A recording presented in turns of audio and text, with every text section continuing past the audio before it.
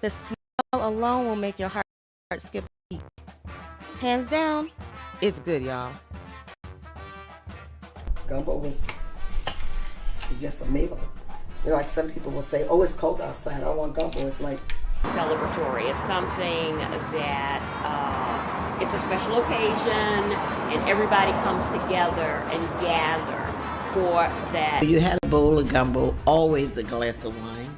Never have gumbo without wine. You had that bowl of gumbo and that wine. Maybe you'd have 2 bowls of gumbo. You leave the table altogether. In San Francisco, you have, the Filipinos and stuff like that. So it's a poor man's, big meal, and it brought a community together. It brings you back to meeting family and friends and the nostalgia. Kitchen. Gumbo is family reunions. It's 9 children, and how am I going to feed all these kids?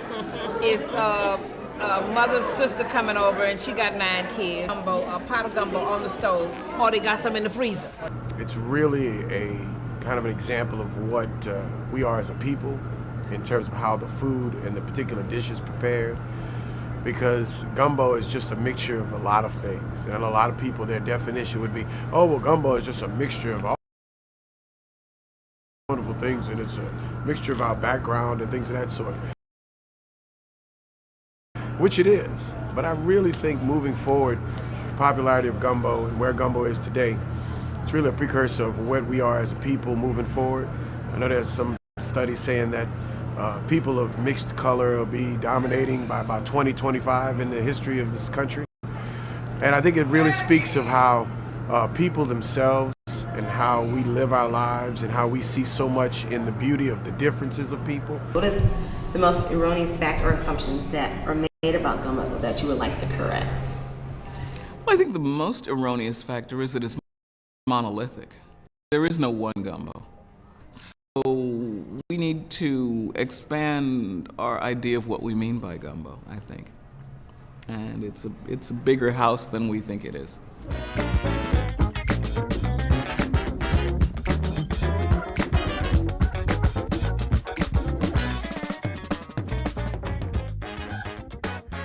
Now, I've been eating gumbo as long as I can remember, and even though I'm very familiar with it, I started getting curious about this dish. Like, where does it come from? Do other people make it differently? If so, how? And so my journey began.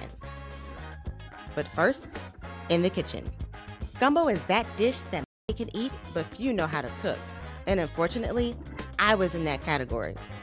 Even though I grew up eating this most precious cuisine, I never bothered learning how to make it. And I had great reason. It's hard. The time and effort that it takes to make gumbo is intense and at times overwhelming.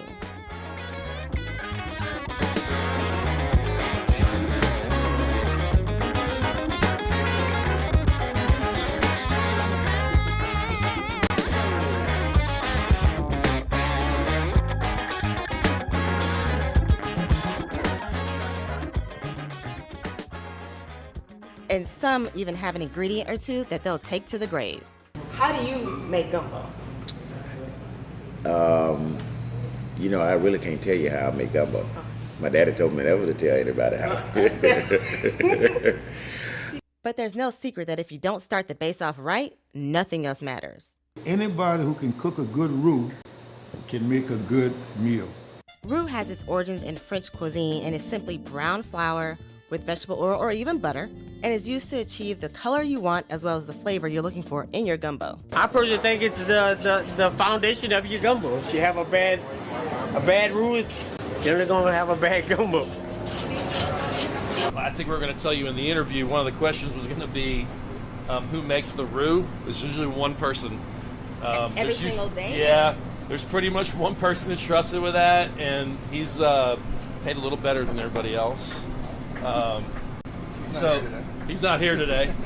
They do have the 2 days off, but it happens in all of our restaurants where basically one guy becomes the roux guy, and that's sort of a badge of honor a little bit. I make my roux. I don't buy it, because that's the best thing in your gumbo is your roux. Having a good roux. Now you can't throw it in there and brown in 10 minutes. It takes me 45 to an hour stirring, constantly stirring. And stirring and stirring and stirring. Now, I would do mine on a medium fire, starting first. Okay. That way you don't burn your roux. Once you burn your roux, you gotta start from scratch all over. All over. I would say that the main goal in any roux-based gumbo is that you get it just right, so you cannot burn it. The smell of the roux just reminds me so much of my parents. Even my dad, he was a good gumbo chef, and he would make that roux just black, black, black. And sometimes I bet he never left that stove. He wouldn't move. He wouldn't move. Wait, sometimes there'd be little black dots in it. Oh. We didn't care. Yeah, we'd skim them off and eat it anyway. It was still so good. Because we were told if it's your turn, you better not move from that stove. You can't while you're because stirring roux, no. if it turns black, you're gonna get it. While most chefs prepare their roux on a stovetop using a good old-fashioned iron skillet, others opt for a more non-traditional yet time-saving method. Now, years ago, I was at a friend's house. That's the first time I ever saw anybody do roux in the oven, but she did it without oil. She just poured flour and just browned it on a cookie sheet. I never saw that before. And even, yeah, I used to do it in the iron skillet like Mom does. That's how I learned to do it. But it was like I'm standing over all this heat continually, and I could be cutting up stuff. And many years later was when someone else showed me how they did it in the oven like this. Need more. And some even add roux from a jar. See, this is the best one. This is the best company, girl. I don't mind spending the $3 for a jar of roux and just put it in when I need to. But like I said, if I have bacon drippings, I like to make a roux with the bacon drippings. So. And the color has to be on point. You must have a chocolate color roux, right? No light brown, no blonde, not dark chocolate, like a milk chocolate. And you make it about your color. Don't make it black. Don't make it too brown. Don't make it too light. you make a pretty peanut butter brown roux. Depending on what kind of gumbo. What a hotel. Right? And only $335 a night on my favorite site. What? You didn't check Trivago. I got mine for $220. You have to check Trivago. Oh yeah? Prove it. On Trivago, you can compare hotel prices from multiple different sites. Even your favorite one. See? Same hotel. Over $100 less. You didn't check Trivago? I didn't check Trivago. Check Trivago to compare prices and save up to 35%. Hotel? Trivago. Gumbo I'm cooking. When I'm doing the chicken and sausage gumbo, I generally go a little darker with my roux because the chicken and sausage has a bold flavor and it can withstand the toughness of a roux, a dark roux. If I do a seafood gumbo, I generally go a light color because of the tenderness of the seafood. I don't want it to overpower the seafood. When the roux is about the color you want it. But for me, I just prefer a darker. I prefer a dark roux. Dark chocolate roux. That's the start. The Cajuns make a dark roux. The Creoles, don't make a dark roux. Cajun gumbo is almost as black as your dress. I don't know how they get it like that without burning it, but they do a good job at darkening that roux. Then after you stir it, get it brown good, then you add your green seasoning in there and stir it up in there. The Trinity, the holy grail of gumbo, or if the roux is the blueprint, then the Trinity is the legs on which gumbo stands. When mentioning the Holy Trinity, some will think of mirepoix, which is the mixture of onions, celery, and carrots. But in Cajun and Creole cuisine, the Holy Trinity consists of onions, celery, and bell pepper. Some even add garlic and green onions. Then you put the onions, your chopped onions in the roux, which stops the browning of the roux, gets in the caramelization of the onions. When the onions are brown, you put that in the pot with the stock. Then you brown the other vegetables. Green onion, your bell pepper, your onion, your garlic, and you put all these things and you take them all separately, and then you start putting them together in that gumbo. We talk about letting the roux and the stock marry, coming together like a bride and a groom, and becoming one in the gumbo, and in order to keep the relationship right, you have to have the equal amount of heat. So if one gets too hot and one gets too cold, the relationship doesn't work. So you have to keep them married. Gumbo is a marriage. It is a marrying of the ingredients. It's marrying oil and water because that's, you're trying to combine them together. Many make their own seafood stock by taking the shells from the shrimp and the crab and make their own chicken stock by boiling hens, using that as their base. Seems like everybody's approach with gumbo is a little bit different. What can you tell me about gumbo? Well, at first I thought gumbo was just my grandma's gumbo. Like many gumbo eaters, I was used to only one type of gumbo. Our family recipe has a dark roux, fresh shrimp, dried shrimp, blue crab, sausage, and a hen. And we do not include okra. That's right, folks, we're team no okra. The true component for me is just to have the base, and then build your love out of that. You know, for me the base is okra. I don't like okra in my gumbo. I don't eat okra. He ate okra all the time. I love okra. While this popular and often slimy green vegetable is widely debated, it's mainly used to thicken gumbo. Now, when I was a little girl, we had a Saturday twice a year. You'd wash that okra, lay it out on a clean sheet. I didn't know about that one. And let it dry. And my mother didn't want it too dry. Just let the moisture get off, and you better cut it before she gets home. You hear that, Rochelle? You hear that, Lisa? But that's what we had to do. And then we'd have it all cut and in different dish pans, and she would do hers in the oven. Okra has become less consistent in New Orleans gumbo.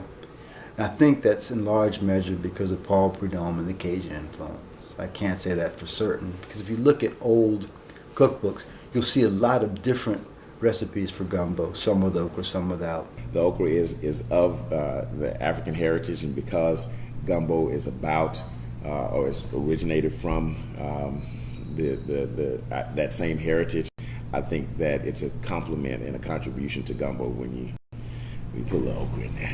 The variations are endless. My belief is when we add tomatoes to our gumbo, okay, it's to give it that depth of flavor. Potato salad on the side?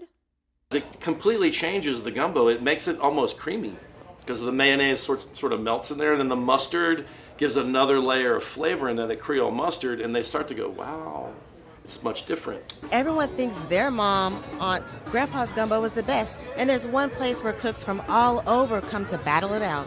We traveled to Louisiana to attend the World Championship Gumbo Cook-Off in New Iberia, Louisiana, where cooks come to show off, people come to defend their title, people come to eat, drink, and dance.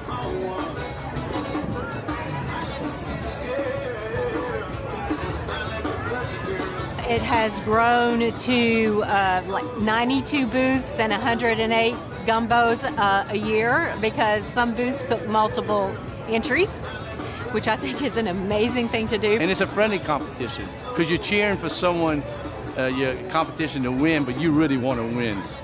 Last year I placed first place in the chicken and sausage and second place in seafood.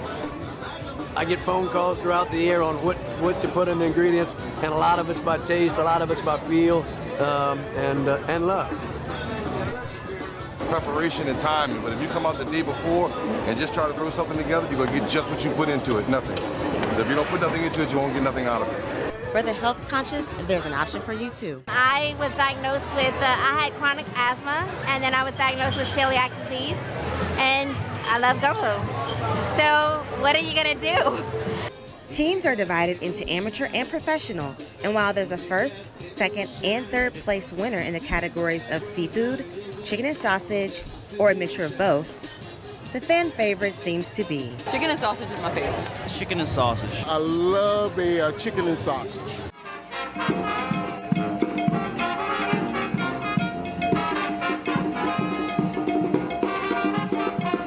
I moved over to New Orleans and sat down with Vance Vaucresson, third-generation sausage maker and the president of Vaucresson Sausage Company.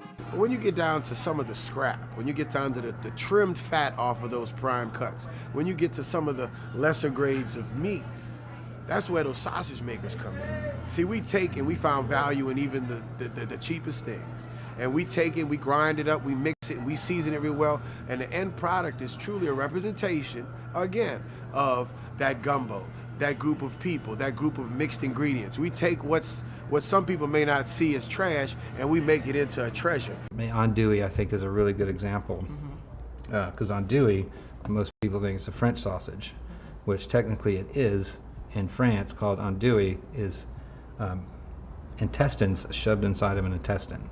That's what andouille is. And that is part of the German influence. Right. But now andouille here is a German sausage. It's the same size as the andouille in France. It's a beef middle, about this big around. It's the same size, so I could see where maybe that name got picked up by the French that were here. But actually, it's a German sausage. All of a sudden, everybody wants to know how to make this gumbo. So I taught myself, and then watching my mom after that, how to make that gumbo. And then I found out that everybody made it different, depending on where you're from. Remember one thing, the recipe is never on that paper. The recipe is here. Let me show you real quickly. Hand me a spoon right there. Let me just show you. This is this. Oh, regular spoon. This is a regular spoon. Let me tell you how you. This is how you can. This is the recipe. This is it. You go like this. That's it. The tongue, the palate. That tells you. That means we done let it cook down sufficiently. Yes. You cannot rush it. No. You have to let it cook down enough, and how my mama said, do you see a rim around the pot? It is weird. Your rim. So that means that when all your vegetables have cooked down and the residue around the ring I didn't know that one. is an indicator that it had cooked down sufficiently. I have not heard from you. You've seen that ring though, haven't you? I have definitely seen that ring. As sacred as this dish has become, its contents are always an ongoing debate. Let me tell you what I've seen in gumbo. I didn't eat all these things, but I saw it in gumbo. Hard-boiled eggs, somewhat common. Because sometimes, one lady told me one time here in New Orleans, she said, we were so poor, Shad. We used to make a bologna gumbo. I said, well, you know what? Thanks for never inviting me to your house. There's no such thing as bologna gumbo. I don't care how wieners and bologna. No. Some people, they say, oh, this is the poor man's gumbo, and some people truly believe that you can just go in your refrigerator and whatever you have left over, put that in the gumbo. What's your take on that? No, no, because you might not have everything. You might have the wrong sausage, or you might not have shrimp, or you might have chicken drumettes instead of, it's a difference. And what if you don't have the trinity of everything? You can't not have one without the other. I start with the meats that's gonna take the longest to cook, which would be your gizzards, your smoked sausages, or your chicken. Hot sausage. That's a New Orleans thing. I don't know if everybody, you better have some hot sausage bowls up in your gumbo. Blue crabs, and then your shrimp goes last. So always put your seafood last. I use chicken and beef sausage, and then for the seafood, I use shrimp. I use a snow crab. If I can find the little blue crabs, and if I have time, I'll find them, clean them, and have them prepped for when I have to do the gumbo. These are just plain snow crab legs. And I do the same thing with them. I clean them. You should call it the way we fix it. You should call it a poor man dish. Right. You had the leftover chicken, the leftover ham, the leftover this, and put it together and meat. But I never thought of it that way, But that's what you used to call it. But that's what it means. I don't know what it means. It means just a rich, it's just something rich. It's a rich dish to me.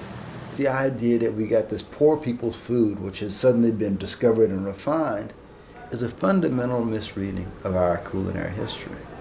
While in New Orleans, I was fortunate to talk with the queen of Creole cuisine, Mrs. Leah Chase.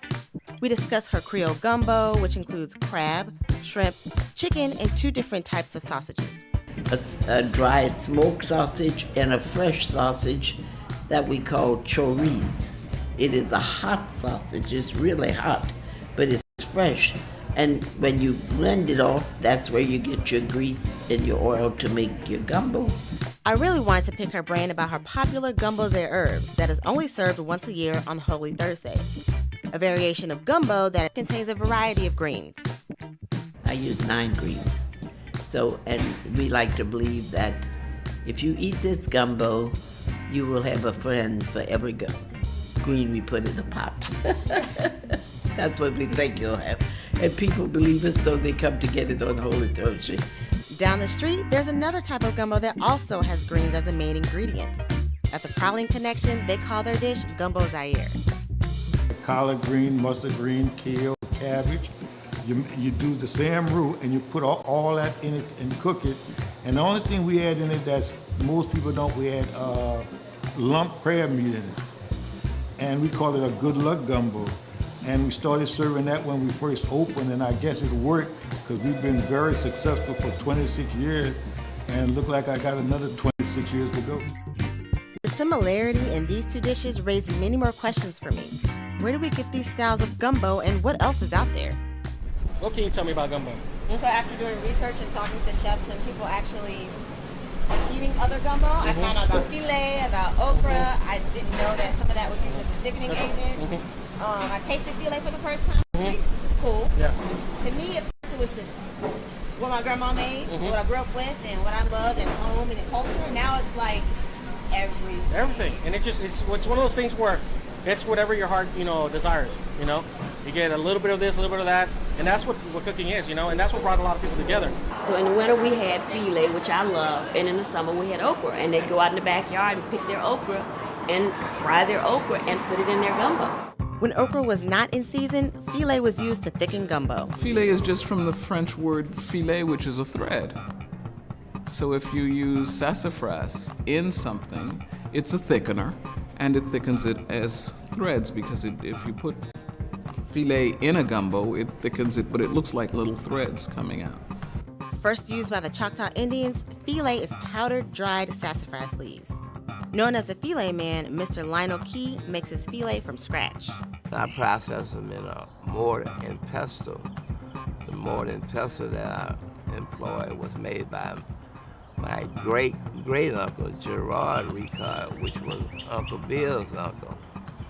He was a carpenter, and he handmade this mortar and pestle for him to make filet. And you hear that sound? When I first started doing this, the first time I did, I was doing this. You hear the difference in the sound? Yeah, definitely. So that means you're not really doing it? No.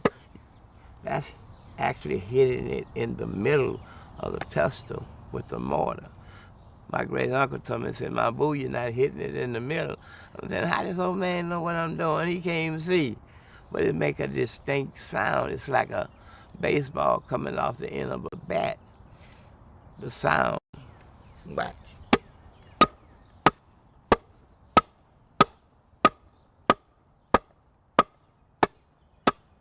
This was his original sifter that he used. Now I triple sifted. I employ, this is a splash screen that people normally use for cooking to keep the grease from popping on them. And this is a flour sifter that I've taken the working mechanism. I just use the screen. Okay. And I put all three of them together and I made a sifter from it, a system to actually sift the stems and the leaves, the vein of the leaf out and everything, where you don't have nothing but a powder. And that's what you actually want, is the powder from the leaves. As my research continued, so did conversations with my mom. We talked about an okra gumbo that my grandma makes, completely separate from our traditional gumbo. Our okra gumbo is roux-less, thick, and usually served on a plate with rice and contains sausage, crab, shrimp, and tomatoes. Very similar to the okra soup found in Charleston, South Carolina. I don't mind sharing recipes. Because, I'm always going to add something a little different every time. Like, man, that garlic need a little more. You can get somebody that base of something, but you gotta have that. You little in there. Yeah. We've lost a lot of our food waste to what was popular mainstream. What the master or the enslaver in the house preferred. Right. Like, come on, red beans is the only beans y'all eat in New Orleans? Y'all wasn't eating more peas than that? Same with here. Lima beans is the only beans we eat here. You go to a Charleston restaurant, lima beans. Well, there's rice peas, there's Sea Island red peas, there's field peas, there's cow peas. It's not just about what. My relationship with credit was not the greatest. With that yes to credit from Capital One and making payments on time, I was able to get a car loan. Having my car helps me be available to my loved ones.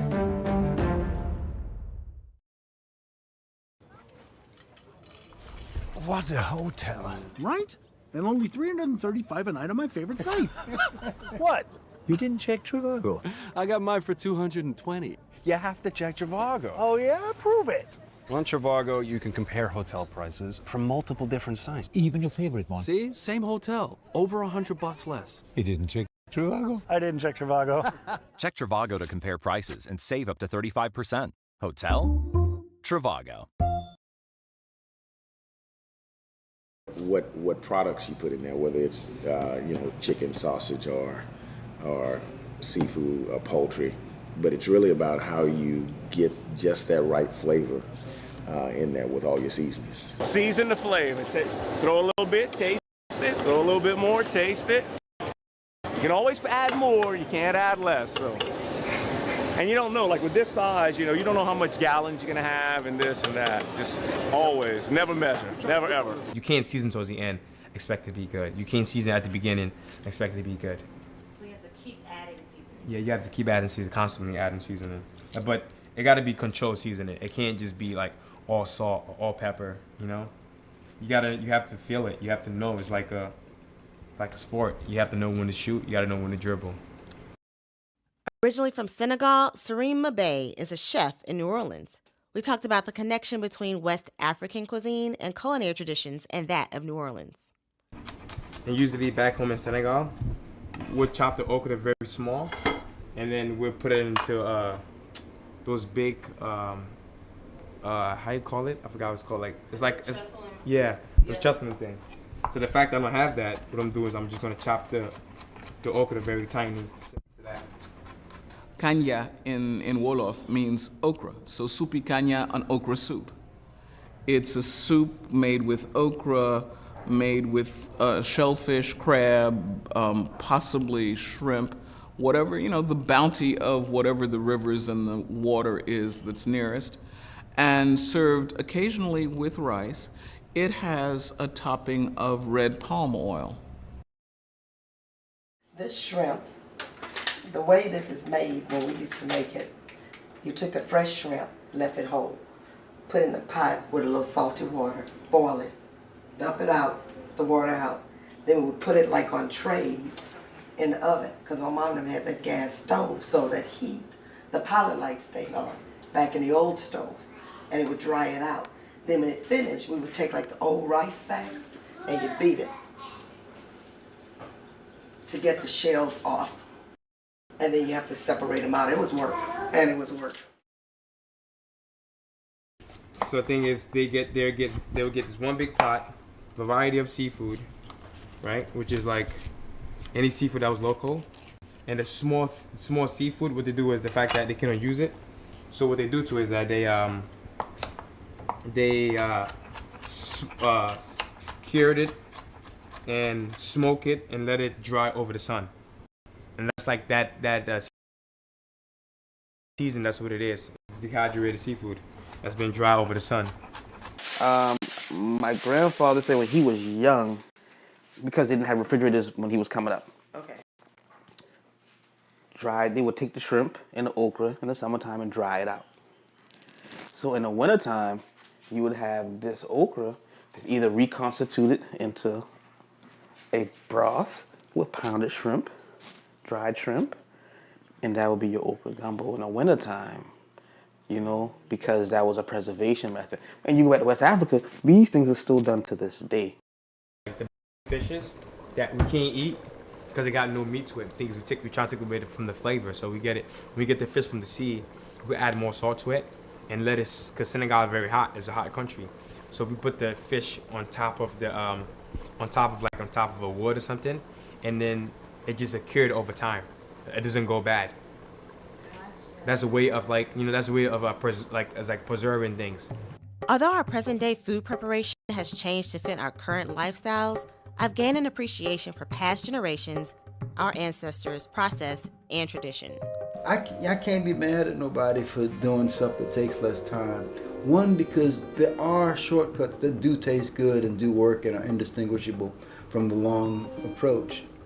And also, I'm interested in having a sense of what the ideal is, but also in tempering that with some concessions to reality of people's lives. Part of what concerns me is the extent to which we assume that these conveniences are as good, and we don't question that.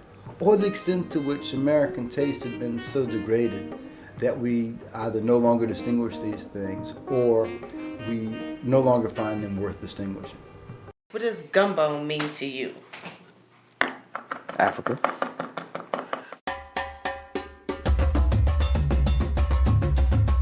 Gumbo is not just a South Louisiana dish. We'd like to think it is, but it's not.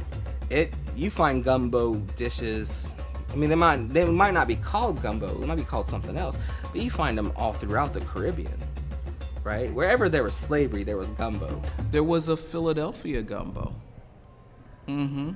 Philadelphia gumbo used to be sold on the streets of Philadelphia by women of West Indian descent as Philadelphia gumbo. It was sometimes served with what have been transliterated as frou-frou, like it's frou-frou? Frou-frou dumplings, but which is clearly fufu. Fufu dumplings, which is pounded, whatever the starch is, as dumplings. And it's what became, or what evolved into, pepper pot. Philadelphia was known for its pepper pot. Cooking gumbo was a way to connect to the past.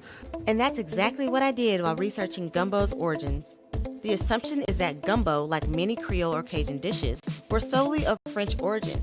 But after receiving information from the Louisiana Historical Center in New Orleans, it seems that the first known mention of gumbo was in the year 1764, which describes a group of people who were making gumbo. Those group of people were enslaved Africans, one of whom was a 55-year-old woman named Julia, who was being interrogated on her knowledge about another enslaved African named Louis or Froid.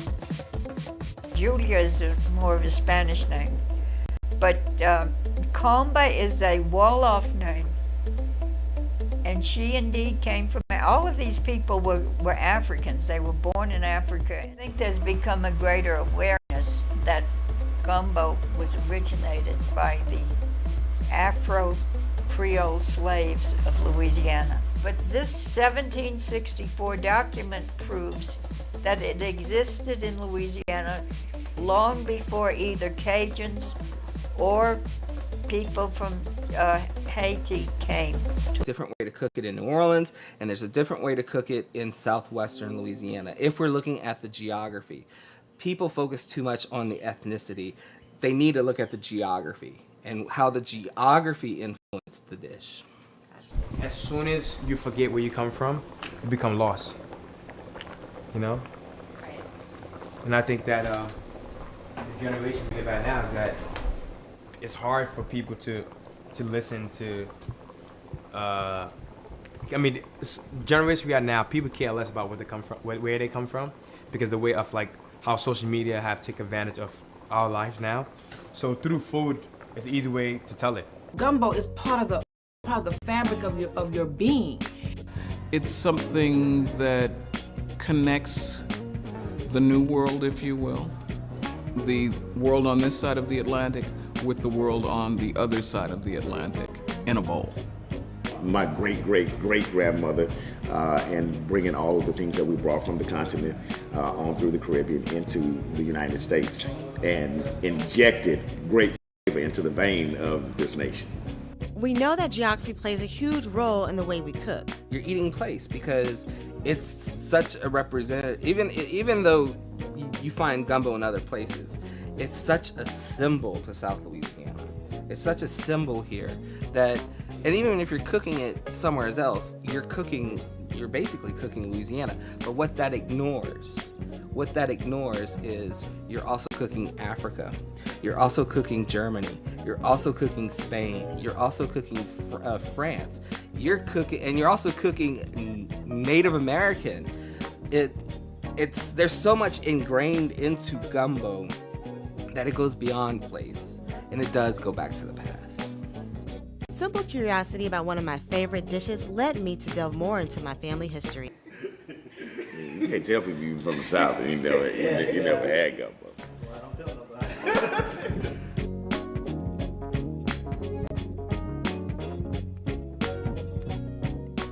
Well, you know, when I And I saw a bowl of, it looked like chocolate. So I just stuck my finger in there, and it was still hot. She just took it over. So as my finger's burning, I'm also going, and then I try and is important in Creole cooking, because as Miss Chase told me from Dookie Chase, Miss Leah Chase told me after the storm, and I didn't know if I was gonna be able to make sausage anytime soon, and I need your sausage. Because what she would do is she'd cook my sausage, and then you get that juice off of that sausage and that oil, and guess what? You can make roux, you can make bases, you can make so many things with it, and it adds to that which is definitively Creole for her cooking. And then I understood. I said, so I came back, I did whatever I could, I came back. Naturally, you come here the first time, you're always gonna have the gumbo. So I said, okay, Mr. I'm gonna fix your gumbo, and then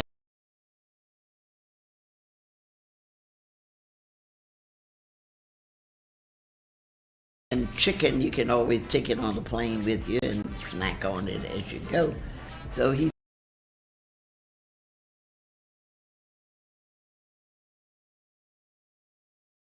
sits down with gumbo, and the first thing he does is he puts hot sauce in it.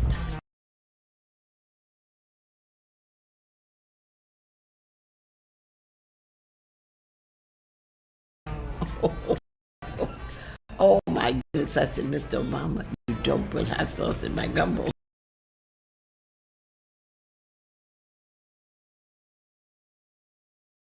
You don't do that. He said, but I like hot sauce. I said, but not in my gumbo. You just don't do that in my gumbo.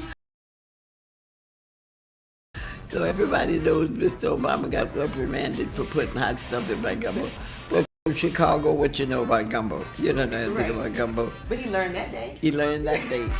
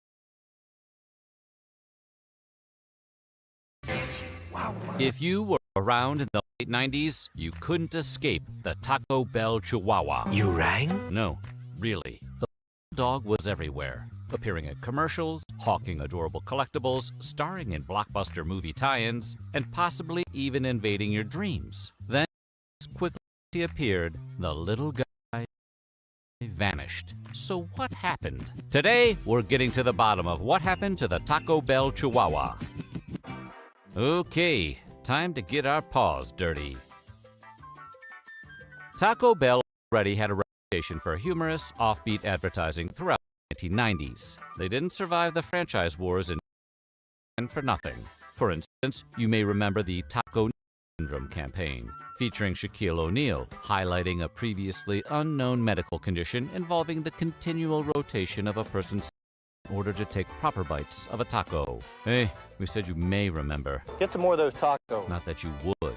The idea behind taco neck syndrome was simple. If you ate enough tacos, your neck would permanently bend to the side to accommodate the constant motion of shoving crunchy goodness into your mouth, as Shaq helpfully demonstrated in Another campaign saw Shaq squaring off against fellow basketball giant Hakeem Olajuwon in a taco-themed Titans. Unfortunately, the Titans didn't actually get to clash because, in a twist of fate crueler than a leaky taco shell, Olajuwon had to drop the last minute due to an injury. In 1996, Taco Bell made a bizarre attempt at becoming part of U.S. history. On April 1st, yes, April Fool's Day, the chain announced it had purchased the Liberty Bell and were renaming it the Taco Liberty Bell. But not everyone got the joke. This is a joke, right? There was outrage, confusion, and more than a few patriotic tears shed. The chaos only subsided after Taco Bell admitted it was all a gag. While these off-the-wall promotions got people talking about the fast food icon, they rarely equated spikes in sales. But Taco Bell was undeterred. The bar was set high for weirdness, and they were about to clear it with a very small dog. Enter the Chihuahua, the George Clooney of fast food mascots. Small, charismatic, and undeniably unforgettable. This little dog made its debut in a 1997 commercial. Voiced by Carlos Alazzi of Reno 911 and Rocco's Modern Life, the Chihuahua won over hearts and stomachs with the catchphrase, "Yo quiero Taco Bell," which in English means simply, "I want Taco Bell." Taco Bell Chihuahua was a male character, but the dog in the commercials was actually female. As with any meteoric rise, there must inevitably come the fall.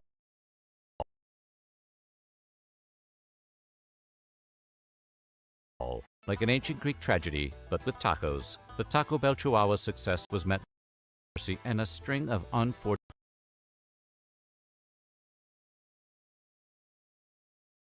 events. Not long after the campaign took off, the Chihuahua started facing accusations of racism. Some individuals and groups felt that the use of a dog with a stereotypical Mexican accent was problematic. You're getting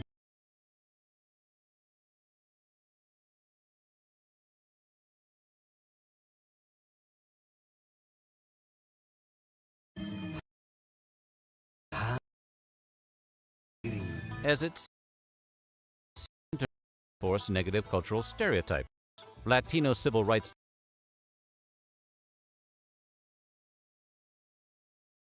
leader Mario G. Obledo called for a boycott of the restaurant if the ads weren't discontinued. Matters were made worse when one ad featured the dog dressed as Che Guevara, the famous Argentine Marxist revolutionary who remains a controversial figure to this day.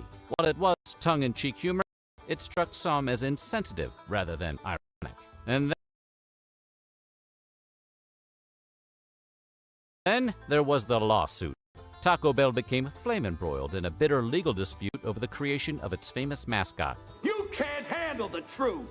According to the Seattle Times, the dispute over the rights to market the sassy Chihuahua began in 1998, when Joseph Shields and Thomas Rinks of Grand Rapids, Michigan, filed suit claiming breach of contract. In the suit, Shields and Rinks alleged that they had developed a psycho Chihuahua cartoon character and had met with Taco Bell's advertising team to potentially use the character in a series of commercials, when the fast food giant took their concept and took it to another agency.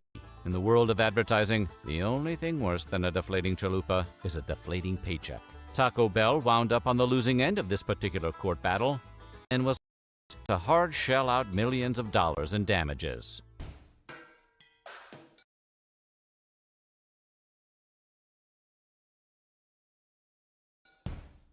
This is the part where fast food meets existentialism. You can sell the funniest commercials in the world, but if it doesn't result in a surging customer base suddenly demanding chalupas like they're going out of style, the marketing department starts to get a little sweaty. Despite the Chihuahua's runaway popularity, the sassy little pup didn't translate into increased sales for Taco Bell. Taco neck syndrome had struck once again. By 2000, Taco Bell pulled the plug on the campaign, citing everything from the allegations of racism to the lawsuit to the disappointing sales numbers. Godzilla, tanking at the box office like he ate too many party packs, probably didn't help much either. Godzilla, want something to drink? Despite what some internet rumors claim, the campaign was not retired because Gidget the dog passed away, although that would have added yet another layer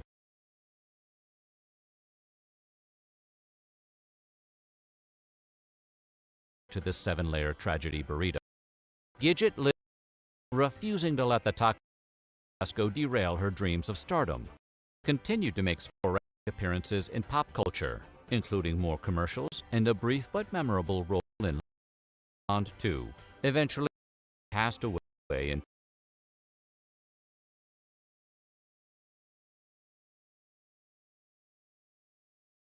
at the ripe old age of 15. Finishing out with a longer and more successful career than most human actors. While the ultimate reason why Taco Bell retired the Chihuahua that laid the Golden Gordita is still a matter of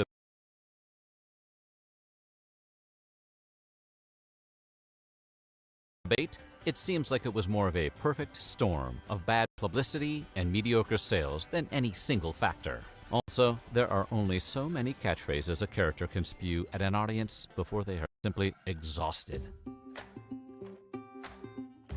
So what did the fast food empire do after retiring its most iconic mascot? Go Bell.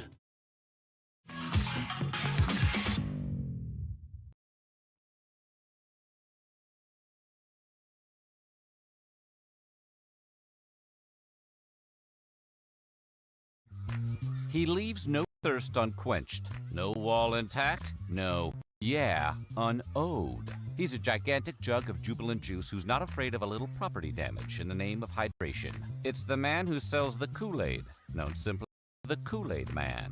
His high-energy ad campaigns are forever burned into whatever part of our brains controls thirst, cementing him as a permanent fixture in pop culture and in our hearts. But what is the deal with this? How did they come up with the idea for a sentient beverage receptacle that took the world by storm?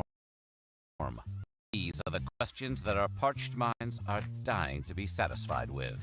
So, today we're giving you a refreshing story of whatever happened to the Kool-Aid Man. Oh yeah! Before we talk about the man in the jar, we need to talk about the man who started it all. Chemist Edwin Perkins was born in Lewis, Iowa, just before the turn of the 20th century. Around that same time, Edwin's father purchased a general store and moved the family out to Handley, Nebraska to run it. Dad's store had everything a young fledgling chemist would need for early experimentation, including packets of Jell-O gelatin dessert mix. 1897's hottest new snack in Perkins' next hurdle was getting his papers to the masses. The glass bottles this proto-Kool-Aid shipped in were fragile and prone to making a sharp, sticky mess during transport.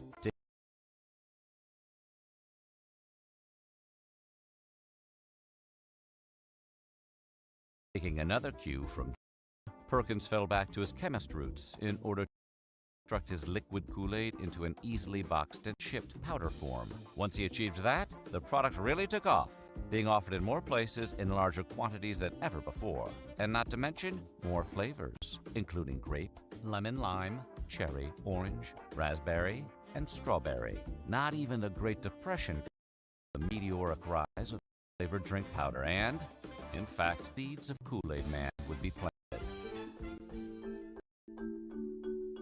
Business started booming Kool-Aid in the 1950s.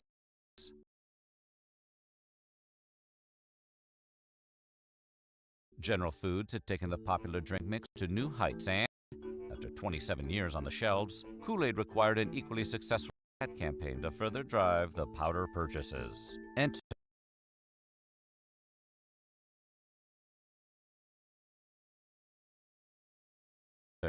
Pitcher Man, the original Kool-Aid mascot and the prototype of the chewing glass jar we know today. The 1954 ad and jingle featured a sentient jug of juice with an animated face. Be sure envelope says Kool-Aid.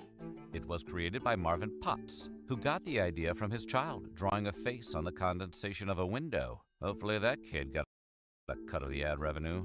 Pitcher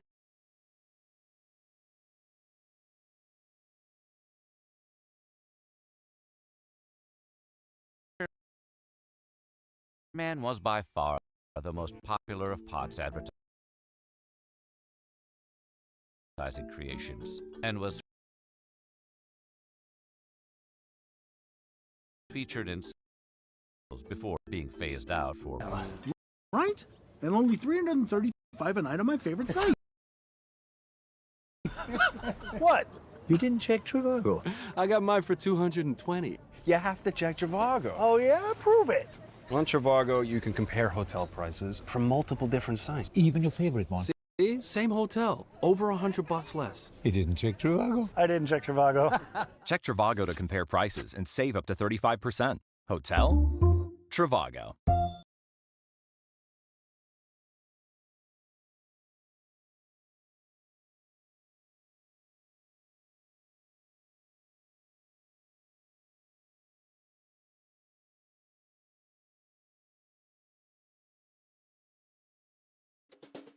When 1975 rolled around, Kraft's advertising execs wanted to give the Pitcher Man character another chance, as well as a full-on makeover. Their new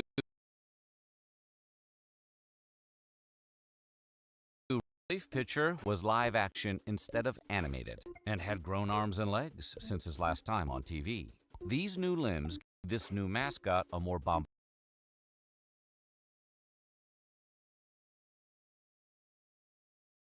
appearance and allowed him to commit high-energy acts of property destruction with ease. The producers decided this new version needed to make an entrance and had him literally burst onto the scene through the walls after hearing the phrase, "Hey, Kool-Aid," like if your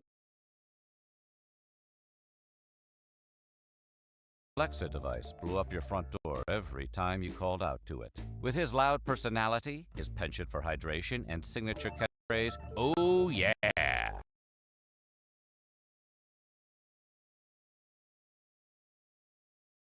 This new era of Kool-Aid mascot would end up sticking with the company for all subsequent decades. Of course, everyone refers to him as the Kool-Aid Man, but he had different names throughout the year.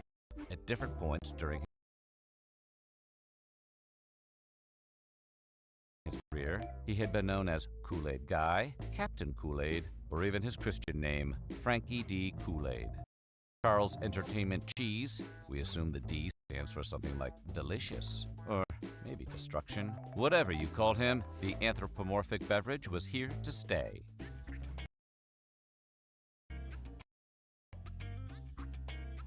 It can be hard to predict which advertising ideas will stick and which will get done.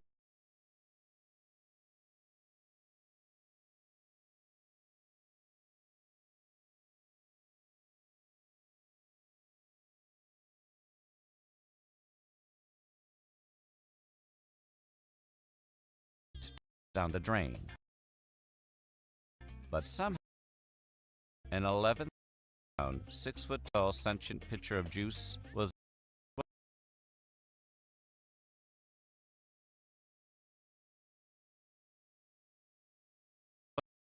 ordered, even if the 50-year-old drink wasn't all that healthy. Did Kool-Aid mascot breathed new life into the Depression-era and skyrocketed Kool-Aid's popularity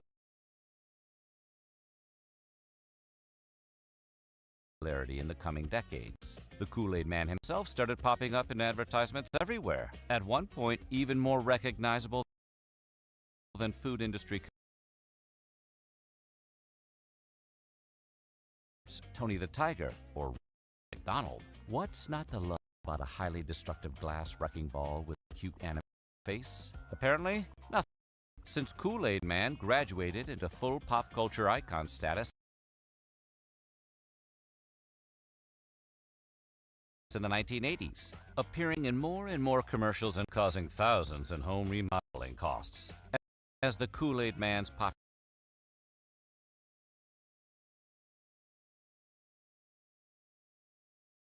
grew, so did his opportunities to branch out. 1980 saw Kool-Aid Man's transformation from drink mascot to cultural superstar. Back then, if your "oh yeah" wasn't a Macho Man Randy Savage impression, you were quoting the colossal drink container. For kids who wanted their thirst quenched now, a man crashing through the walls of a house was exactly the kind of extravagant chaos that sells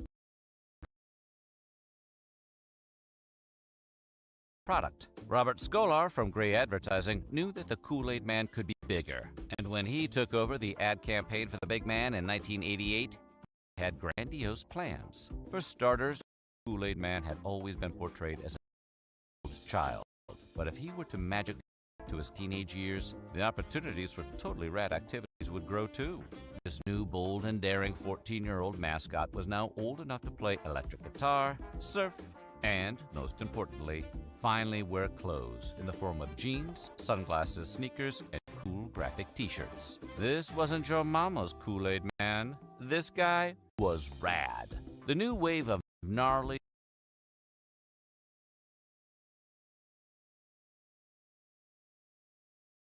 skate punk Kool-Aid Man gained new appearances in media outside drink commercials. After having his own short-lived 2-issue comic series published by the General Foods Corporation in 1975, Kool-Aid Man was sent up to the big leagues to be featured in his very own Marvel comic treatment. The series, The Adventures of Kool-Aid Man, produced 3 issues and showcased tales where our hero battles an evil race called the Thirsties. Adventures through a computer, and even travels through time to meet Ben Franklin. Did we not hear about this in history class? Or at least the final battle in Endgame with all the other Marvel characters.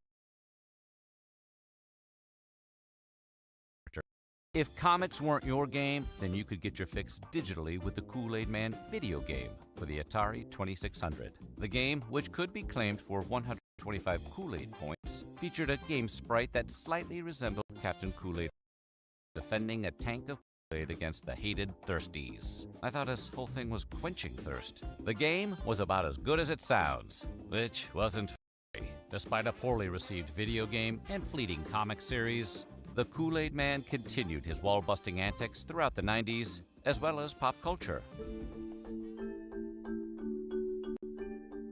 Kool-Aid's influence was palpable throughout the 20th century, for better or for worse. Not just for its tasty, sugary sweetness and low price tag, but just the drinking the Kool-Aid had secured the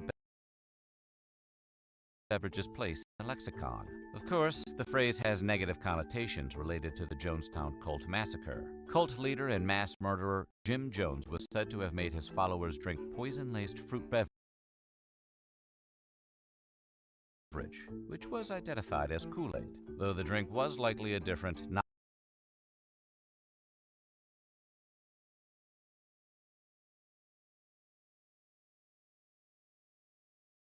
off brand of fruit juice. Regardless, ever since the tragedy in 1978, whenever someone gullible believes in a dangerous or foolish ideology,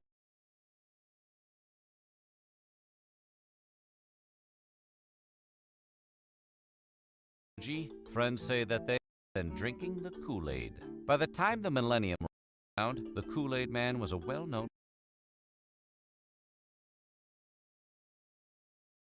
legend. He had an animated makeover in 1994, as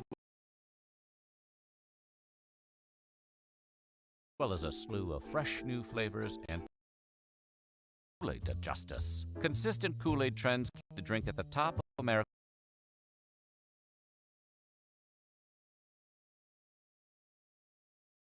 favorite drinks list. more than 26 gallons consumed every second during the summer. Sounds like your kind of summer? Stop by Hastings in August for their 3-day Kool-Aid Days festival. Well, they could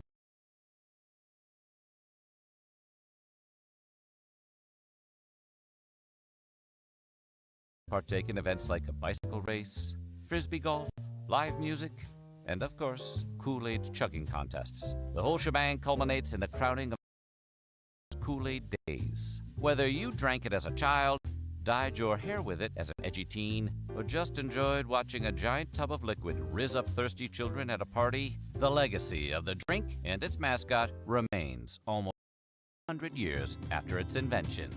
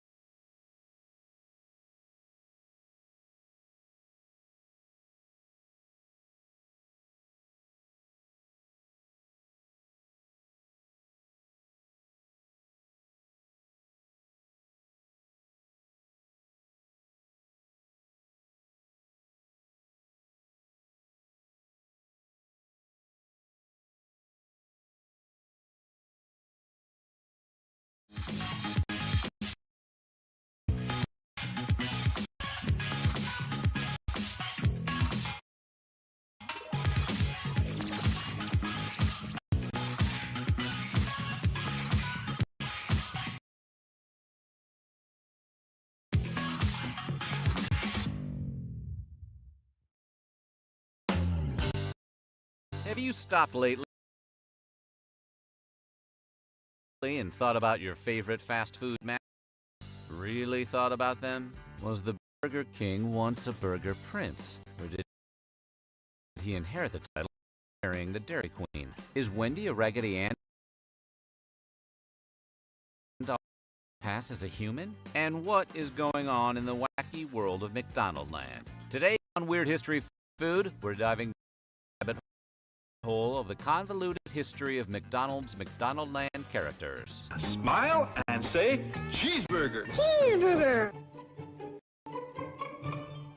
McDonaldland was the setting of a series of TV ads created by McDonald's and launched in 1971.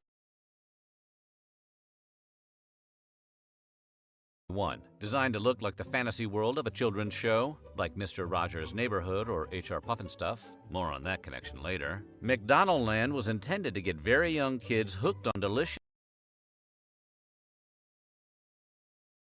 piles of hamburgers and french fries by introducing them to McDonald's menu items via a cast of rascally characters. While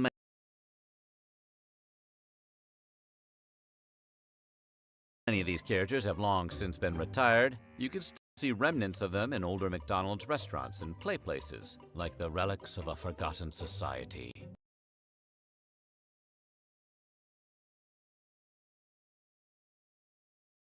Meanwhile, other characters have remained in a relatively steady rotation ever since, becoming almost as universally recognized as the hamburger clown himself. I should have known you'd have something like that up your sleeve. Let's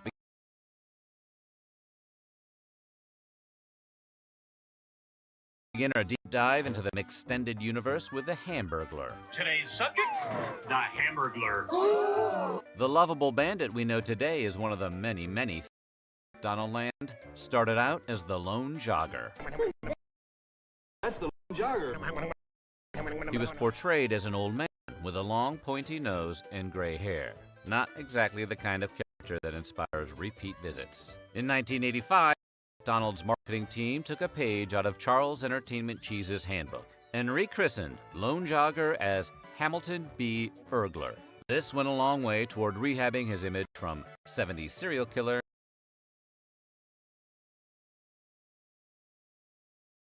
to something more relatable to kids, like a thief. The most notable change was the sudden ability to speak English instead of Rubble? his signature catchphrase. But 30 years later, we saw another makeover for the burglar, going from a cartoon burglar to a cool Danny Ocean type, with a Macintosh jacket over his striped prison shirt and danger double. Check out my Hamburglar Twitter hashtag to see how well this went over with fans. But Ham B. Urgler wasn't the only thief in McDonald's League of Villains. While we may think of Grimace as a short-armed, jovial purple blob, Grimace is a four-armed monstrosity angling to steal him shakes. Yeah, Grimace began as a low-level pilferer of dessert beverages, but much like the Hamburglar, over time he's evolved into a reformed and repentant rubble-rubbler. But what's your secret? Of wherever former mascots go when they get discontinued. With a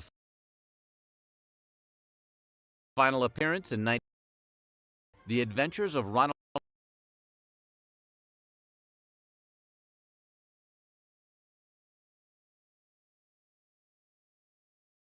McDonald, McTreasure Island. We like to think Crook finally got his well-earned wish and now sleeps with the Filet-O-Fishes. Keep your eyes on your fries. Campaign that introduced largely forgotten Fry Kids, anthropomorphic pom-poms, who spoke gibberish and would steal your french fries before looking at you twice. Man, there is a real problem with food theft at McDonald Land. In fact, the Fry Kids were originally named Goblins because of the ravenous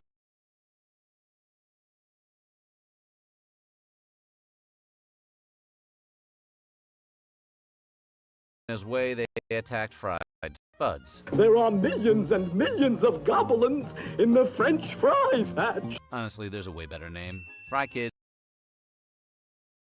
isn't even a pun. We just gave up on that one, McDonald's. The squeaky little critters were initially called the Fry Guys, but the name was changed to the Fry Kids after the debut of Lady Fry, a fry kid with long eyes, a new batch of delicious hamburgers. Accused was caught red-handed, sneaking off with a big bag full of McDonald's delicious cheese.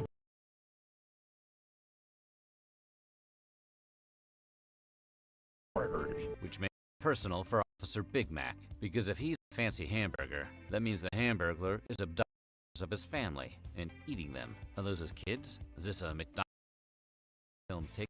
McBacon with cheese. Also, since Officer Big Mac has a hamburger dome but a standard human body, does that mean the Hamburglar is running around with a sack of severed heads? My nephew in that bag. Whatever the case may be, it's hard to believe that Officer Big Mac could be an impartial detective when the crimes of hit so close to home. Big Mac had a good following in the 1970s and early 1980s, but was dropped from the McDonald Land lineup when the characters received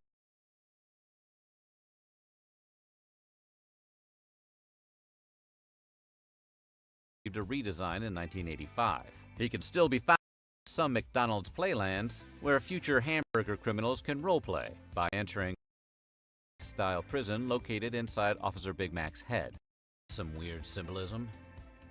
On the subject of sentient cheeseburgers, Mayor McCheese is a seemingly elder cheese McDonald Land were actually plagiarized from the show. Huh, no wonder there's so many thieves in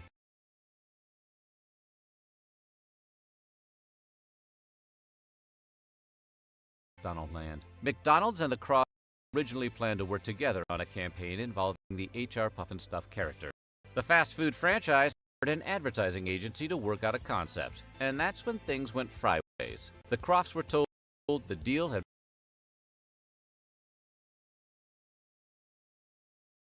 fallen through, but in fact, the ad agency dropped them as a client, hired their former employees to build costumes and sets, and put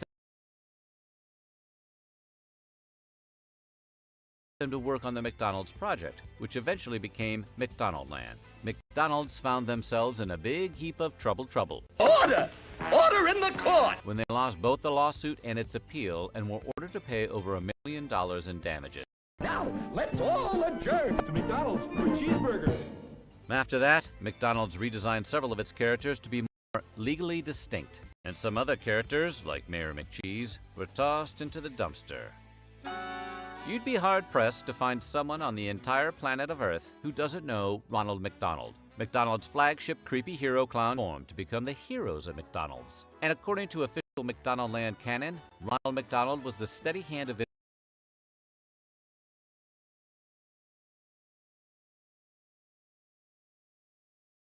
influence who showed the criminals the error of their ways and inspired them to turn it all around. Although Hamburglar still dresses like a burglar. Hey, if you find a style that works. In 1980, the McDonaldland crew sorely lacked a female presence. Coincidentally, McDonald's was asking itself, how do we show off our breakfast menu? Luckily, the fast food conglomerate found a way to hit two birds with one egg and introduced the world to Birdie. In her debut commercial, Birdie fell from the sky one evening while still partially trapped in her shell. Ron criminal friends protectively gathered around Birdie and guarded her all evening until and decided to make McDonaldland her new home, though it's unclear what they were protecting her from, considering McDonaldland had recently expunged its criminal element. Maybe hungry McDonald with weird mascots. Ronald McDonald, Mayor McCheese, and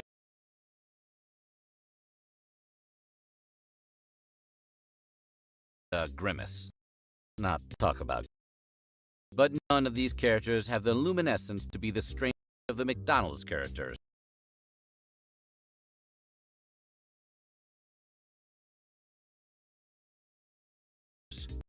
Had it ruined with a penchant for stealing copyrighted Bobby Darin song. Weird History Food?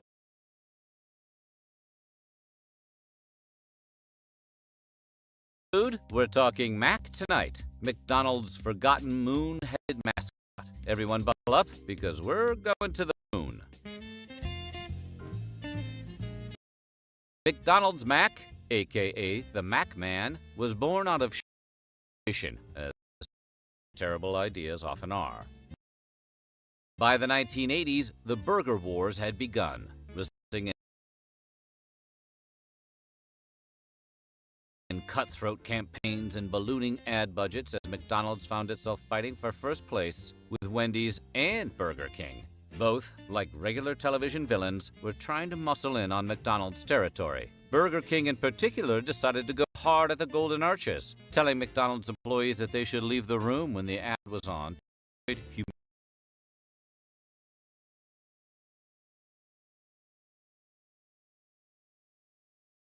Humiliation. Eventually, companies woke up to the fact that their spending on campaigns had gotten out of hand, with excessive advertising costs causing quarterly losses.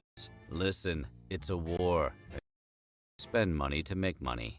It was during the tail end of the burger wars that McDonald's turned to ad agency Needham, Harper, and Steers for help. The firm came back with the idea of the McDonaldland, a way to expand past commercials into the little children's hearts everywhere via Happy Meal toys and Jungle Gym play places. The campaign was a massive success with children. By the prices some of those old Happy Meal toys go for on eBay. Have gotten into Happy Meal speculation instead of playing Little League. But kids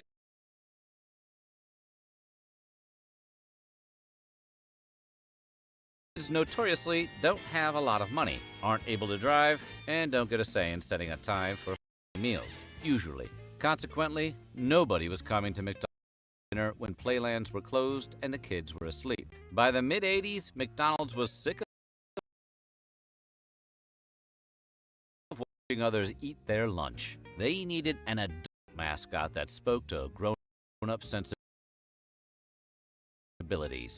If you've seen our video on the Arch Deluxe, you'll probably guess how well McDonald's understood how to appeal to adults. The answer is poorly, but like horror show poorly. To boost time sales, McDonald's turned to an ad agency, Johnson, Mogul, and Colombato, who came up with the idea for the Moon Man. He would later be christened to Mac. With a budget of $500,000, it took a whole year to even execute 4 spots on local TV of a fever dream known as Mac Tonight. Mac was the epitome of moon-headed coolness. He did all the adult things, like play piano and sing old jazz records. Mac was indeed an instant hit. Our moon-headed friend would go on to star in at least 27 of his own commercials over the next 3 years. But the law finally caught up to Mac Tonight. After a lengthy court case, old Mac was retired in 1989. So what happened? Well, first, let's start at the beginning. Mac Tonight is actually a play on Mac the Knife, a Moritat or murder ballad from Kurt Weill and Bertolt Brecht's 1928 The Three.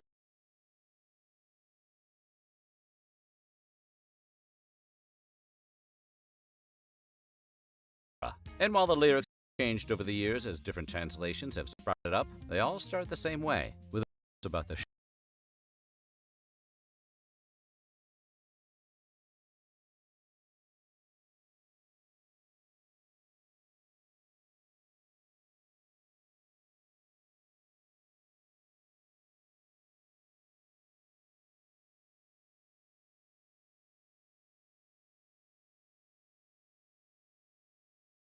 like teeth and the song McKeith. McKeith is a killer who leaves victims on sidewalks oozing life with his trusty knife. In other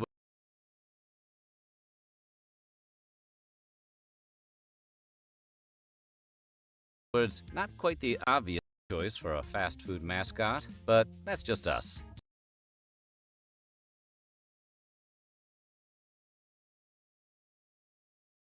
So how did a violent ballad from a socialist opera about the pitfalls of capitalism become the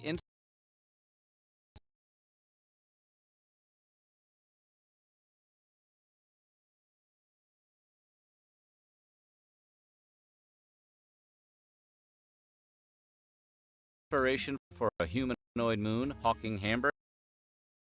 We have Louis Armstrong to thank.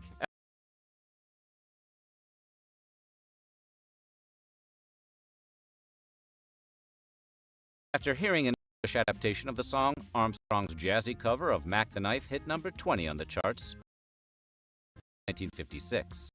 3 years later, singer Bob Dylan decided to do his own swing cover of Armstrong's cover of Mark Blitzstein's English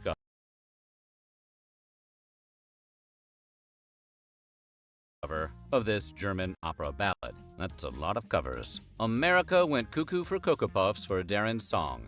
It hit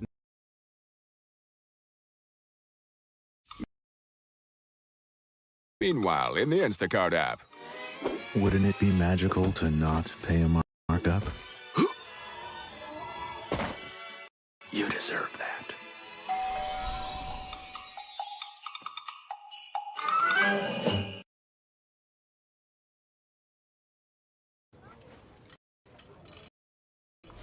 What a hotel. Right? And only 335 a night on my favorite site. What? You didn't check Trivago? I got mine for 220. You have to check Trivago. Oh, yeah? Prove it. On Trivago, you can compare hotel prices from multiple different sites, even your favorite one. See? Same hotel, over $100 less. You didn't check Trivago? I didn't check Trivago. Check Trivago to compare prices and save up to 35%. Hotel? Trivago.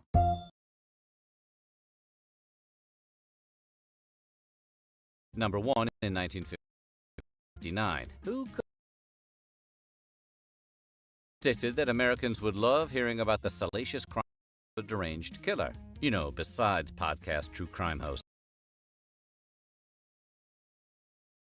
And which was enough to convince McDonald's to the campaign national in the first months of 1987. By that fall, Mac was crooning about dinner time just like a burger-happy Bobby Darin on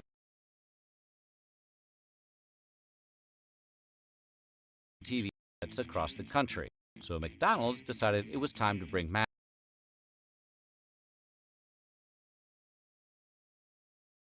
out of the TV and make this moon crooner an in-store experience. Mac Tonight, live, saw real-life piano players don Mac Tonight costumes play mini Tonight in a McDonald's. Sang like a real Willy Wonka tour kid. Believe me? How dare you? Why would I lie? But see for yourself.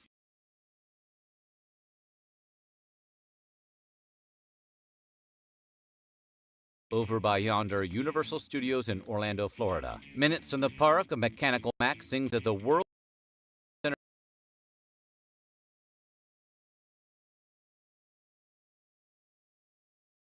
Entertainment McDonald's. Also known as Epic McDee's, this McDonald's is an 18,700 square foot structure late at night. The sound of reappropriated German opera can be heard echoing through epic McDee's, followed by a sweet baritone whispering, "I still love you, baby." Having properly terrified children all over the world, it looks like Mac might be the celestial mascot to finally displace Ronald.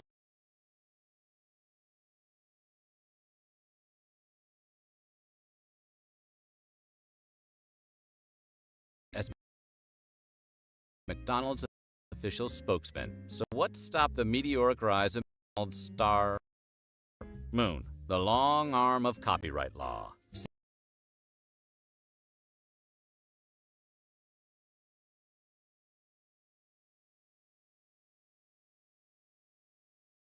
Mac the Knife was a hugely popular song. It had been covered by everyone, including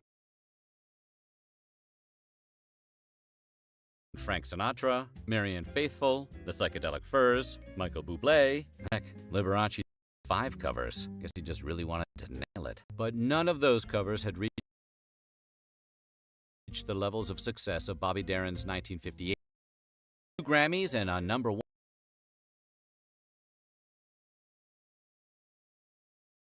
#1 spot confirmed the definitive Mac cover. The Mac Tonight slots borrowed heavily from Bobby Darin. Mac had been shelved, and McDonald's took that to mean adults were done eating at their establishments. Desperate,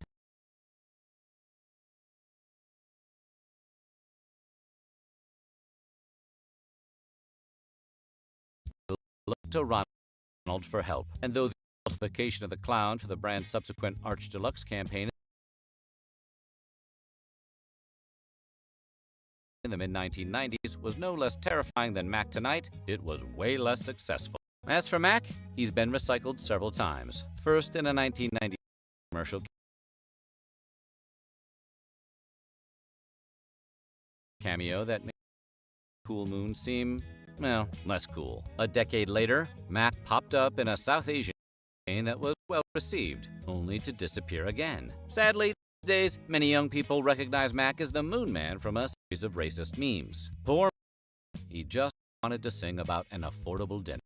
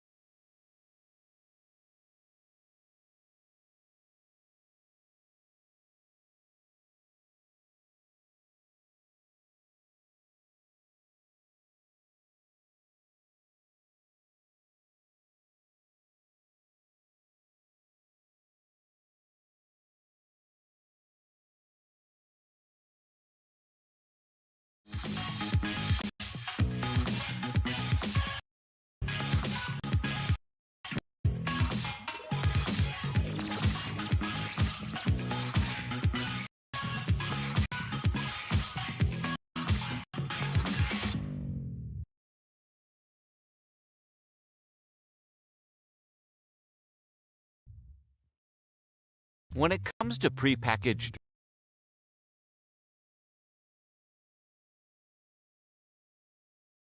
breakfast delights, nothing comes close to the gooey sweetness of a fresh Pop. But every Pop-Tart has a twin, and anyone who's ever opened that crinkly, saliva-inducing packaging has faced the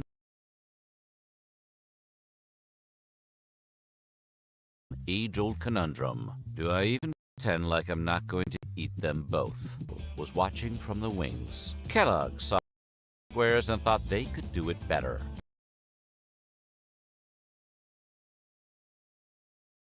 Which is industry speak for decided to steal it. So they hired former Keebler plant manager Bill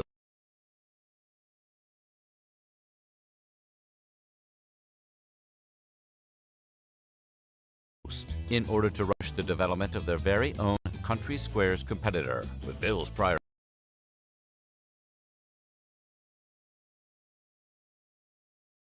experience baking giant sheets of dough, the man for figuring out how to make these fruit-filled pockets stick together. At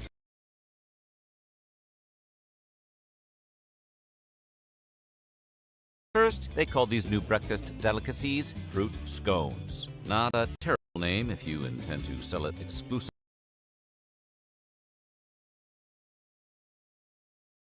to the elderly, but luckily some came up with a far catchier and more exciting name as a pun on the popular 1960s pop art movement, which made famous the likes of Andy Warhol and Roy Lichtenstein, and inspired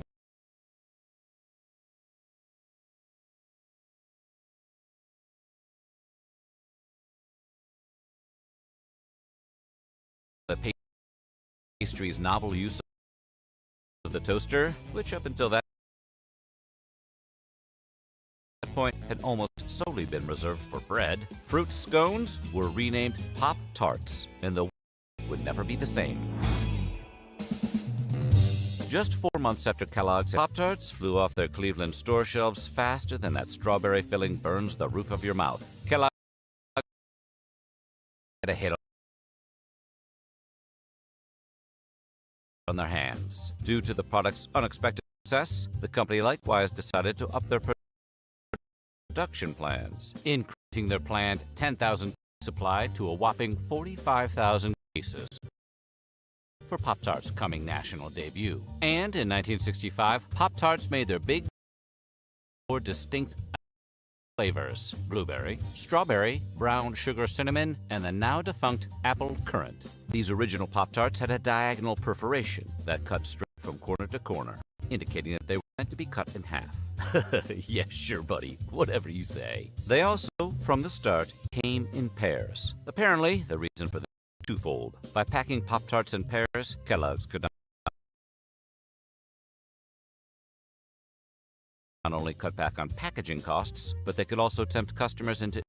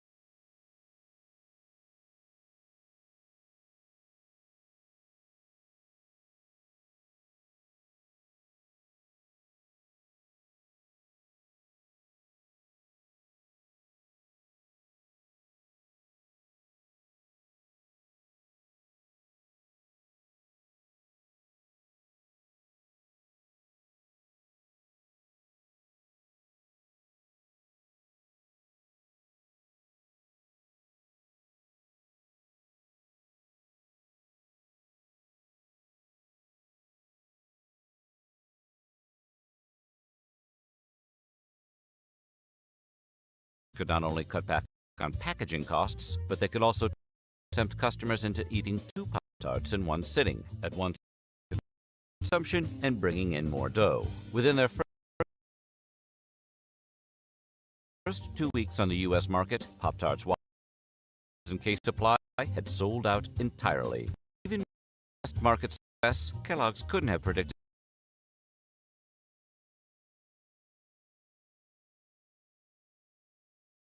just how fast consumers would buy their new product, and they thereafter ended up issuing We Goof magazine advertisements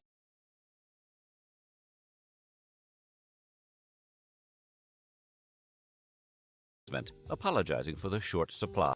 Naturally, this ad generated more buzz for the all-new elusive product, and people were clamoring for Pop-Tart's triumphant return.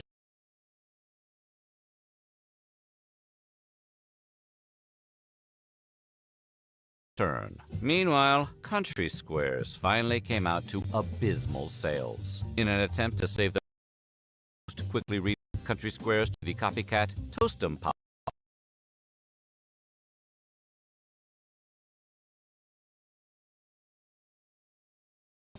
which caught on the same way. Although they do still exist and are now made by the Schulz and Birch Biscuit Company. Estimated Pop-Tarts' enduring popularity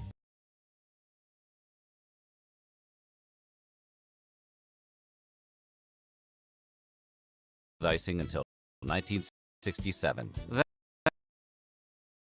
And the very next year, they also made use of their first ever sprinkles. These changes only stoked more hype for the growing toast as their spokes toaster. He'd enter people's kitchens, explain to them the nutritional value of Pop-Tarts, and try to sell salivating viewers at home his ever-growing Pop-Tarts lineup, which by 1973 had him before the 70s were up. Maybe he started making too many demands? Still, Pop-Tarts moved on. In the 90s, Pop-Tarts doubled their box size from the previous half-dozen pastries to a whopping 12 pastries, sold in individual pouches. Both Pop-Tarts Crunch and Pop-Tarts Minis only lasted a year, though, before they too ultimately went the way of Milton the Spokes Toaster. Over the years, longer, with dearly missed fan-favorite flavors including red velvet, peanut butter, apple strudel, mint chocolate chip, and chocolate vanilla cream, along with an entire bygone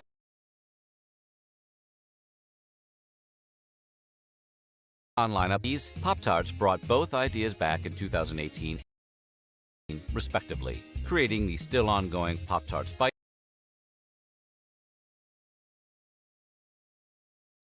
and strawberry and brown sugar cinnamon Pop-Tarts cereals. Other bygone Pop-Tarts products own variety packs of Pop-Tarts by using one of the location's varietizer machines. Afterwards, chow down at the Pop-Tarts Cafe and peruse the Pop-Tarts gift shop. Unfortunately, Pop-Tarts World was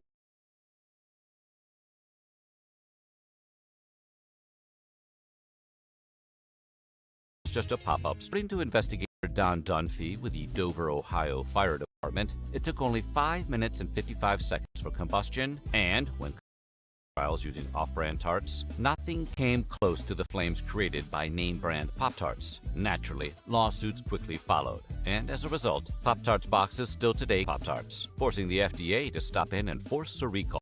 Pop-Tarts then blasted their way into the 21st century with the U.S. invasion of Afghanistan. At the war's start, the U.S. military airdropped 2.4 million Pop-Tarts into the country. As a gesture, these airdrops eventually gave way to land deliveries, as the Taliban was pushed into hiding. Shortly thereafter, in 2002, Kellogg's issued a public statement telling consumers that eggs were a previously undeclared ingredient in their frosted brown sugar cinnamon. In 2004, Pop-Tarts began their Crazy Good campaign, which introduced their Crazy Good slogan, along with a bunch of deranged anthropomorphic Pop-Tart characters who all seem to really want to be eaten. The Crazy Good campaign continues on to this day. Most recently, it was a bit Indiana Jones and the Temple of Food. Meanwhile, Milton, the washed-up former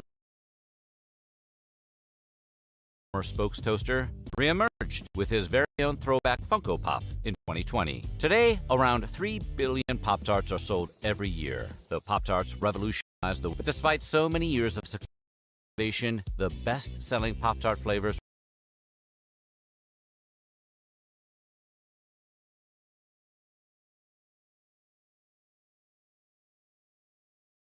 remain two from the original lineup: strawberry and brown sugar. Milton would be proud.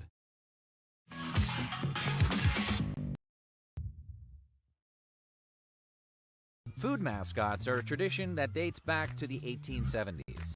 Perhaps the most iconic mascot of all is one who graces every box of Frosted Flakes, Tony the Tiger. Our man Tony started life as an innocent cartoon, but in more recent years, he's found himself entangled in a salacious scandal that made him an accidental sex eaten.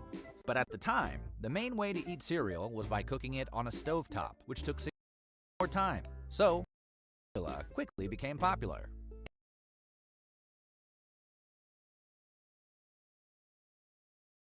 In 1898, another American vegetarian sanitarium owner happened to invent his own cold breakfast cereal after leaving out wheat-based dough, causing it to ferment.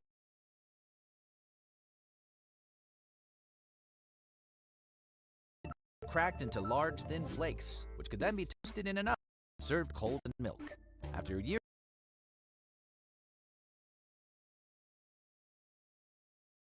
of experimentation, he swapped the wheat-based dough for corn. The man behind this concoction was Dr. John Harvey of the now famed Kellogg cereal empire. He called his invention Granula.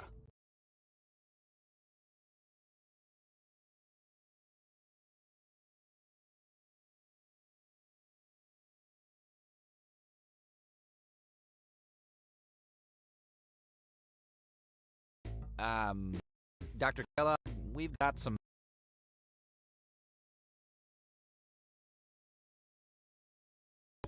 in self-stimulation, if you catch our drift, or self-polluting, as he called it. One of the primary ways to stifle the sexual spirit.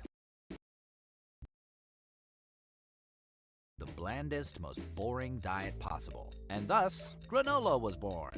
Perhaps unsurprisingly became the most successful cereal company in the world, a title it steadfastly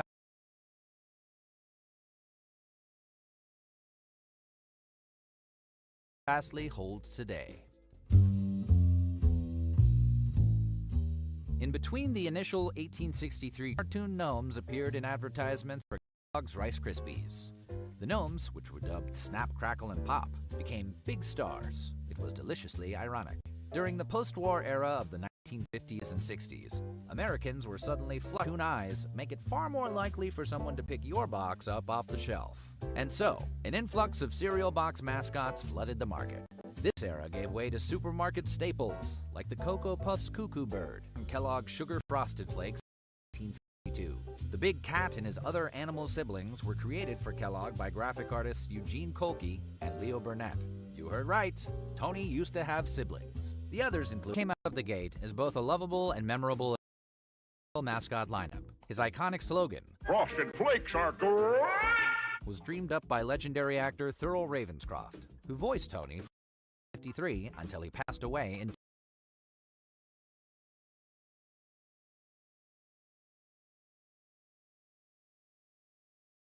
2005.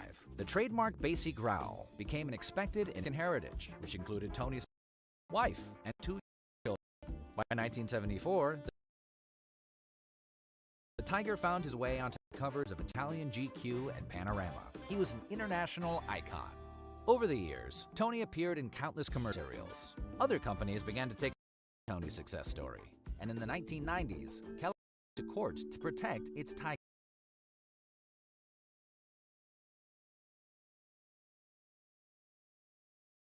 The company alleged that ExxonMobil, best known for its chain of gas stations, was infringing on Kellogg's copyright with their "Put a Tiger in Your Tank" ads. The company settled out of court. To be fair to Kellogg, it makes sense why the cereal company would be protective of their tiger mascot. They've spent over 70 years handcrafting his image, fine-tuning the details.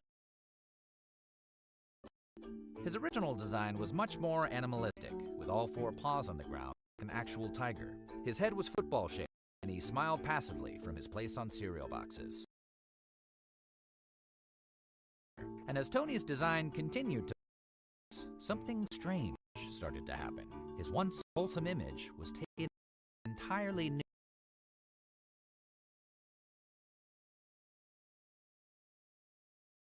direction.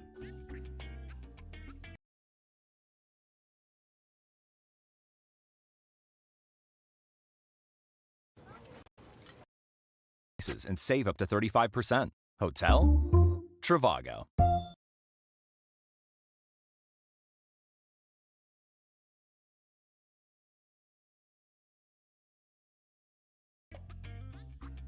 There's no easy way to say this.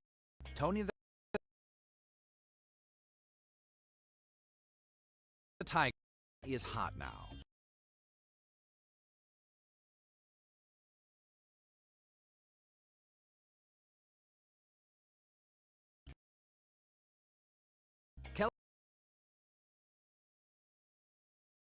Kellogg broadened his shoulders, slimmed down his waist, and gave him inexplicably muscular arms.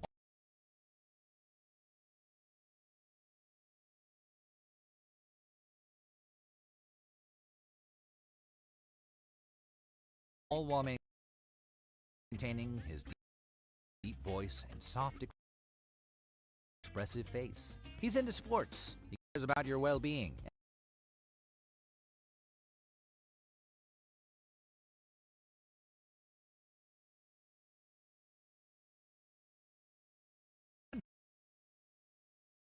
top it off, he with kids. If not for the fact that he's literally a giant tiger, he'd be great to take home to your family on Thanksgiving. Just don't ask him to bring a dish.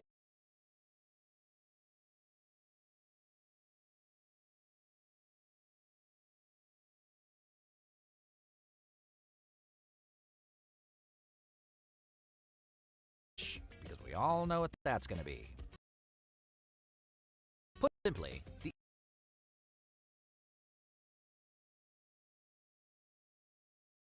it has gone viral for this new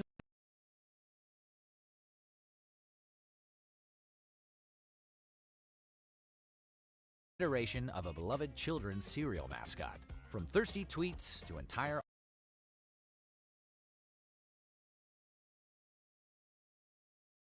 articles dedicated to describing his eligibility, Tony has been positively bombarded by freaky fans just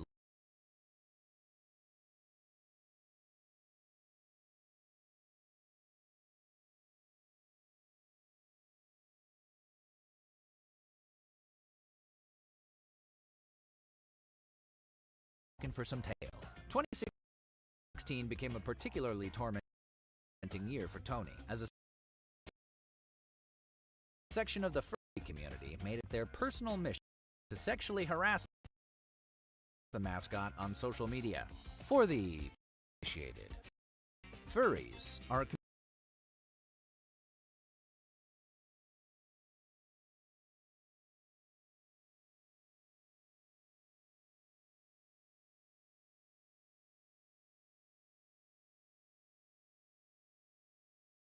community of people who dress up as and produce art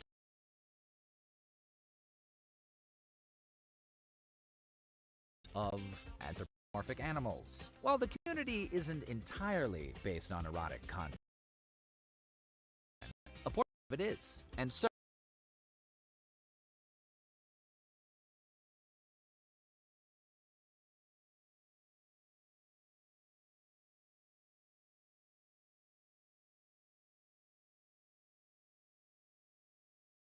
Tony found himself at the center of an explicit and unofficial campaign of graphic images, lewd messages, and filthy fan fiction. The Frosted Flakes Twitter had to start banning offending accounts, but the tirade continued. It got so bad that they had to politely beg people to keep it PG. The plea fell on deaf ears.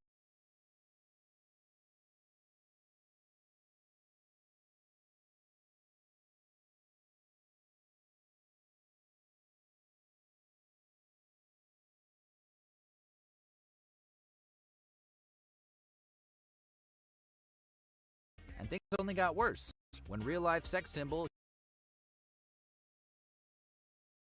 Hugh Grant played Tony in Jerry Seinfeld's 2024 film Unfrosted.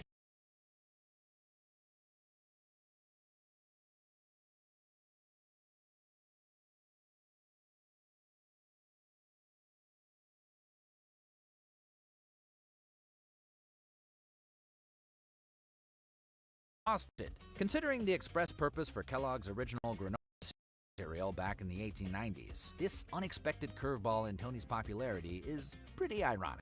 Dr. Kellogg would not have approved.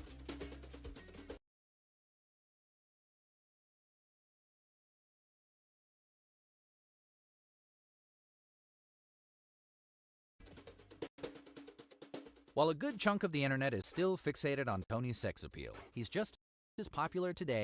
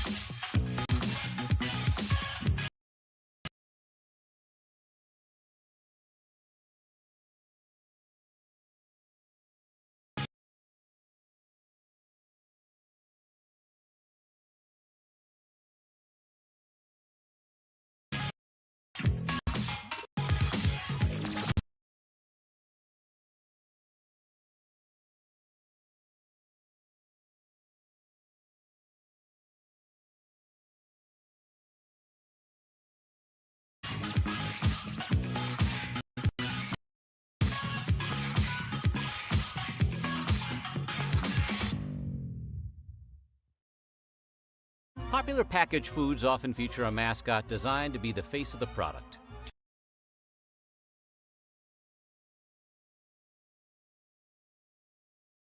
Tony the Tiger, the Pillsbury Doughboy, Morris the Cat,